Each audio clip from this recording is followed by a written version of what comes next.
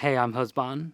I'm an independent games developer and currently game director on Rogue Eclipse, a spaceflight action shooter for the new age. What my job entails as a game director is basically I oversee kind of all of the different aspects that go into making the game, whether it be the art, gameplay, and programming, and particularly with the gameplay and programming side of things, that's where I'm particularly involved. A typical day for me as an independent games developer can entail many things.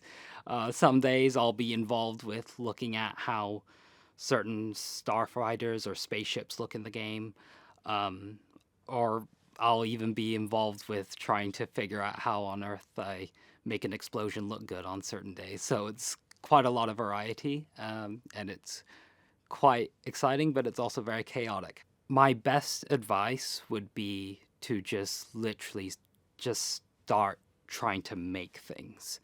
And because ultimately, by just applying yourself to making games and just trying to make anything that your kind of imagination is coming up with, it'll ultimately allow you to learn and unlock how basically the quicker you start making games, the better you'll get at it. And that's probably the best piece of advice I can give.